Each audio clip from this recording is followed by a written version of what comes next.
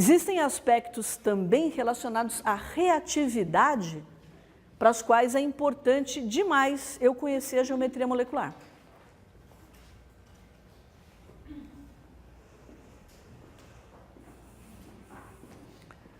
Legal. Aí, como a água é polar, a gente sabe experimentalmente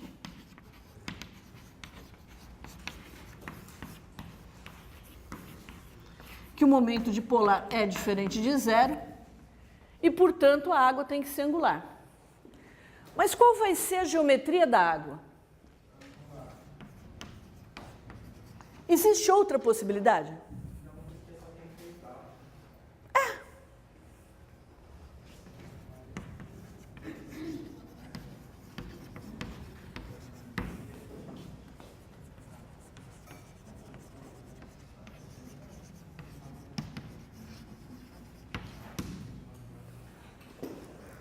Claro que vai ser angular, mas tem um ponto que é importante.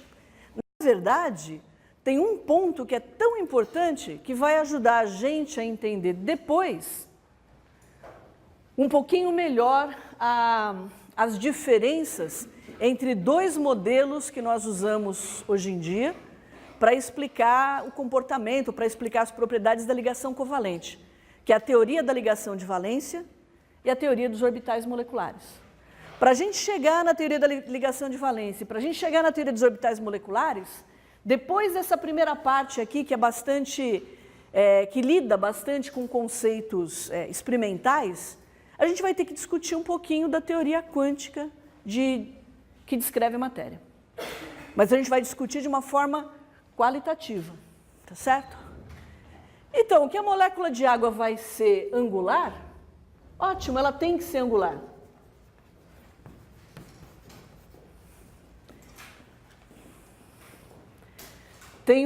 Tem alguns alunos que às vezes escrevem assim: a molécula de água é angular plana.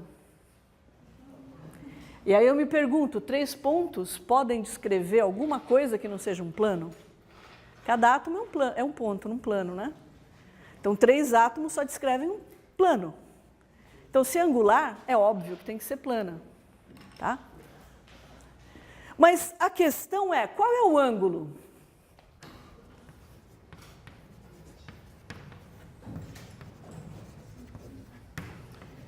Entre o oxigênio e os hidrogênios.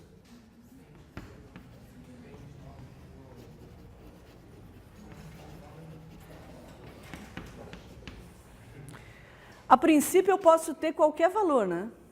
Escapando da linearidade, que eu sei que a molécula de água não é linear, eu posso ter qualquer valor, né?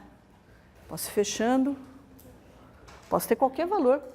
Porque qualquer valor vai me dar um momento dipolar diferente de zero. Então, a ideia de descrever a geometria molecular, ela pode passar desde argumentos simples até argumentos mais complexos. Quando eu quero descrever a geometria molecular com bastante precisão, eu lanço mão de cálculos teóricos.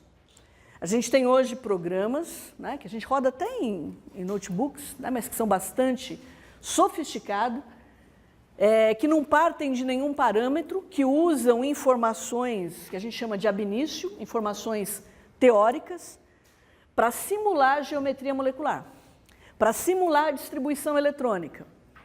Esses programas, eles são bastante exigentes do ponto de vista de tempo de processamento do computador. Então, para eu rodar um programa desses no meu notebook, eu só vou conseguir fazer com molécula pequena. Se eu começar a aumentar o número de átomos, vai ficando impraticável, porque o tempo de processamento, ele vai aumentando exponencialmente. Então, eu não consigo rodar num computador que seja um computador simples, pelo tempo de processamento, pela questão de espaço de memória que ele tem que usar. Então, à medida em que eu vou aumentando o número de átomos da minha molécula, vai ficando impraticável eu fazer determinados cálculos.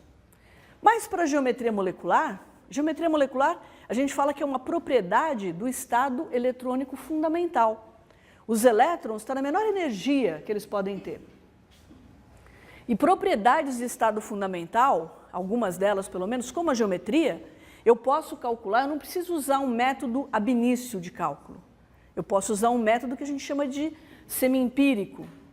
Então, eu uso alguns parâmetros que eu conheço para aqueles átomos. Ou eu posso usar um outro tipo de cálculo que é muito usado hoje em dia, que chama DFT, Teoria do Funcional Densidade. É simplesmente um algoritmo que eu uso, é o tipo de cálculo que eu uso para obter a geometria molecular. Então, é claro que num laboratório de pesquisa, vocês, na maioria das vezes, se precisarem de geometria molecular, vocês não vão usar o VSPR. Tá certo? Mas quando vocês vão discutir, em qualquer nível da existência de vocês, vocês vão discutir qualitativamente geometria molecular, vocês querem saber se uma determinada espécie química, se ela é planar, se ela é, se ela tem uma geometria quadrado planar, imagine um átomo aqui no meio e 4 outros átomos ao redor dele no plano. Essa é uma geometria que a gente chama de quadrado planar. Mas se eu fizer uma distorção simplesinha, girar, eu saio da geometria quadrado planar e vou para qual geometria? Quem é bom de abstração? Vou para a tetraédrica.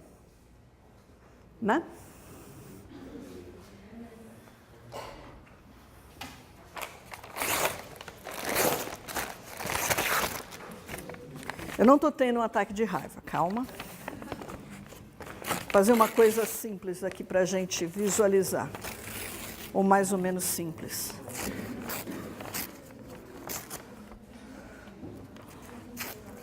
Isso aqui era para ser um quadrado, não é? Se eu coloco um átomo aqui no centro,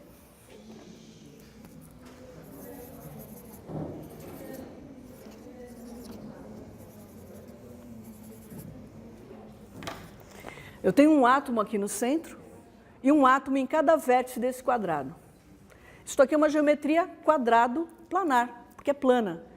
Mas, se eu fizer, dando continuidade aqui à minha crise de ira, um dia de fúria, Assistiram esse filme? Não é bom assistir.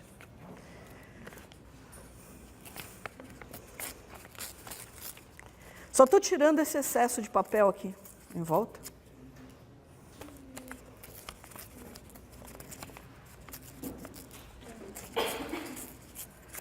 Continua a mesma coisa, Geometria quadrado planar, Aí eu vou distorcer isso aqui, Vou favorecer aqui a minha vida. Quadrado planar, vou distorcer, vou girar aqui. Pronto, eu passo a ter uma geometria tetraédrica. Tá certo? Algumas pessoas têm uma dificuldade maior de abstração do que outras, Mas eu posso ter, exatamente para a mesma fórmula, um mx4, por exemplo, eu tanto posso ter uma geometria quadrado planar. Se eu tiver a geometria quadrado planar e fizer uma reação com essa substância aqui, eu vou poder originar 2 isômeros, Eu vou poder originar um isômero cis. Suponha que eu tenho metal X4. Eu faço uma reação química. Eu troco 2 desse substituinte X por um substituinte Y, qualquer, não importa o que seja. Aí o que pode acontecer se for quadrado planar? Eu posso ter o Y aqui ou o Y aqui, não é isso? Então, num arranjo quadrado planar, eu posso ter 2 isômeros, o cis e o trans. Mas se for tetraédrico, isso não acontece. Porque no tetraédrico, se eu substituir aqui, vai continuar exatamente a mesma molécula. Tá certo? Então é importante que eu saiba qual é a geometria molecular para eu saber o que esperar de uma reação química. Então eu dei alguns exemplos para vocês da importância de se saber geometria molecular. Oi?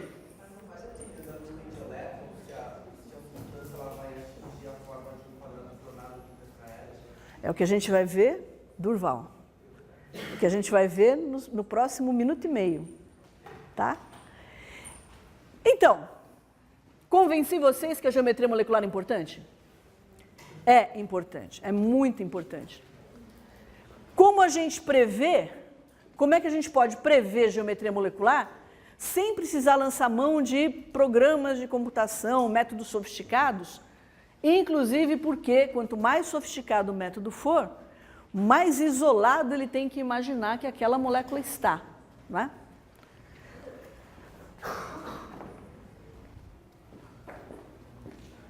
Então, na década de 1950,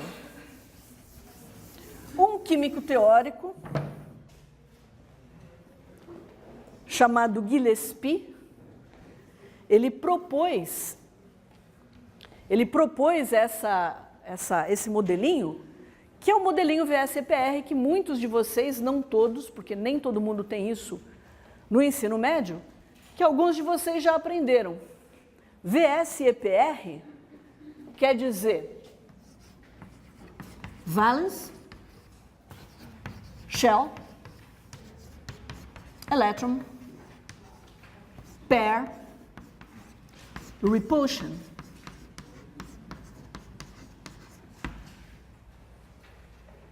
Então, é um modelo que determina a geometria molecular baseado na repulsão que existe entre os elétrons da camada de valência. E aí entra o que o Durval falou.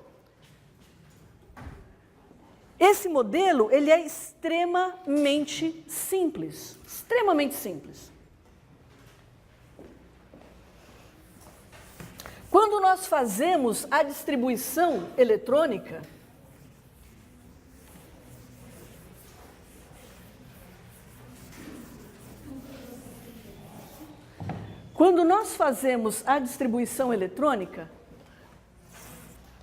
nós podemos ter, associados a um dado átomo na estrutura,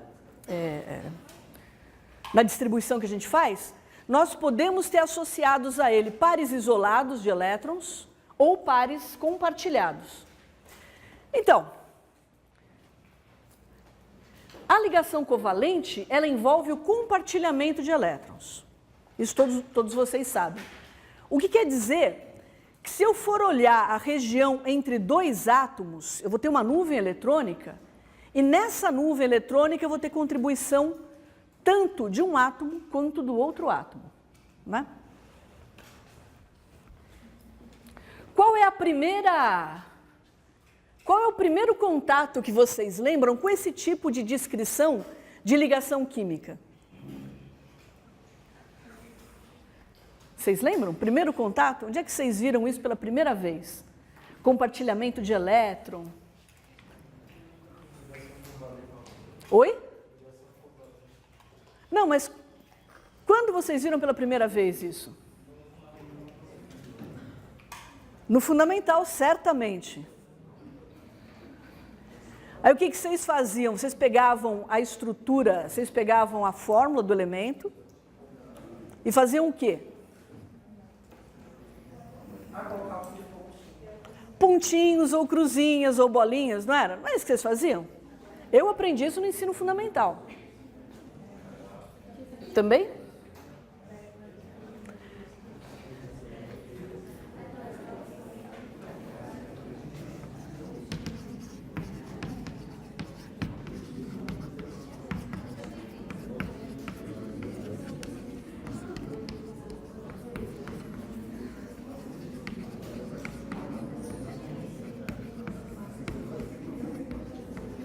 Então, a gente sai de um modelo que está tentando explicar a interação entre átomos que não estão compartilhando carga, que estão interagindo eletrostaticamente, para um outro modelo no qual esses elétrons estão sendo compartilhados. Qual foi a primeira abordagem, então?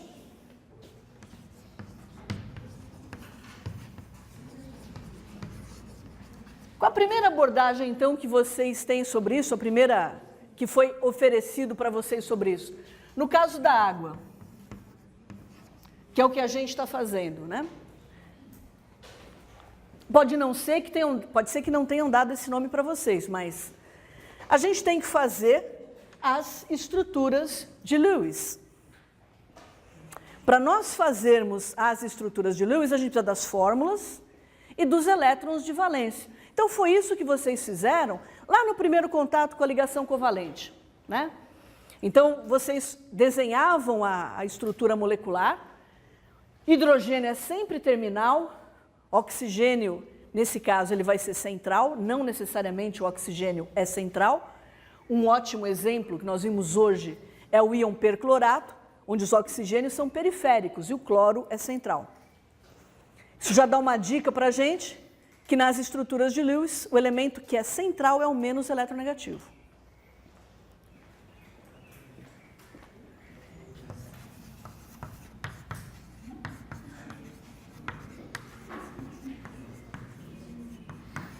Vamos sistematizar o que a gente tem que colocar. Elemento menos eletronegativo.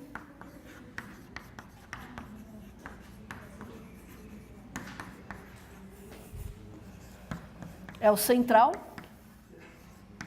Caso existam outros, né? Aqui, obviamente, o oxigênio é o mais eletronegativo e ele é central porque o hidrogênio é sempre periférico.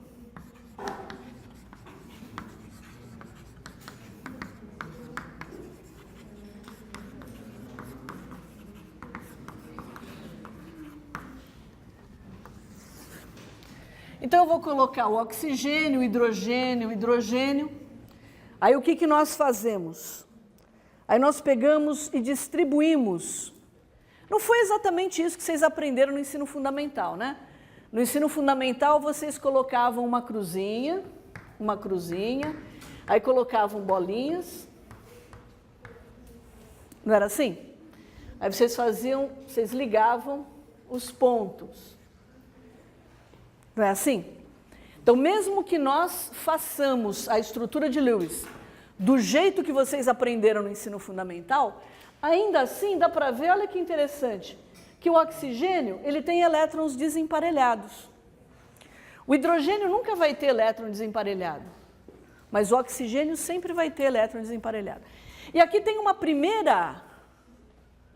um primeiro conceito que vocês também carregam com vocês desde o ensino fundamental. Eu acho, ensino fundamental, pelo menos eu aprendi no ensino fundamental, que é a regra do octeto. Se alguém falou faz tempo, eu vou ficar brava. Que é a regra do octeto. A regra do octeto, ela diz para a gente que a maioria dos elementos químicos busca ficar com 8 elétrons na camada de valência. A gente tem algumas exceções gloriosas, né? Que é o caso do hidrogênio, que a gente tem aqui. Ele busca ficar com 2 elétrons na camada de valência. Os gases nobres, né, o hélio também, 2 elétrons na camada de valência. E depois os elementos eles procuram ter a mesma configuração eletrônica do gás nobre, né, mais próximo deles. Então vem esse conceito da regra do octeto. A regra do octeto, eu já expliquei para vocês, a gente está começando agora a abordar de novo a questão de modelos. É um modelo que funciona muito bem. Você não tem como chegar para uma criança de 10, 12 anos de idade, 14 anos de idade, você não tem como chegar para ela e começar a conversar, a falar sobre orbitais. Não tem sentido. Sobre distribuição eletrônica, uma outra forma de você ver a matéria. Não tem sentido. A criança, o adolescente, nessa etapa de desenvolvimento cognitivo, ele não consegue fazer abstração. E não que vocês sejam crianças ou adolescentes, né, mas a capacidade de abstração, em algumas situações, ela não é uma coisa simples, né? Não só de fazer operacionalmente, mas de você entender. Alguém fala para você, imagina um triângulo equilátero. Tem gente que nem precisa fechar o olho, já imagina um triângulo equilátero, imagina um triângulo girando. E tem gente que tem uma dificuldade terrível em fazer isso. Então, quando não é só uma questão de visualização, de entendimento, de percepção, mas de conceito, de você trabalhar com um conceito, isso é mais crítico ainda, né? Então, não tem muito jeito, a gente tem que introduzir dessa forma. E a regra do octeto, ela tem a sua importância, ainda hoje, né? Mas a gente não vai fazer desse jeito, não. A gente vai fazer de um outro jeito. E fazendo desse outro jeito, a gente vai destruir uma mania que vocês têm, que é a da ligação covalente dativa. Como é que eu faço a estrutura de Lewis, né? Em primeiro lugar, eu pego os elétrons de valências de todos os átomos, né? Então, o que são mesmo elétrons de valência?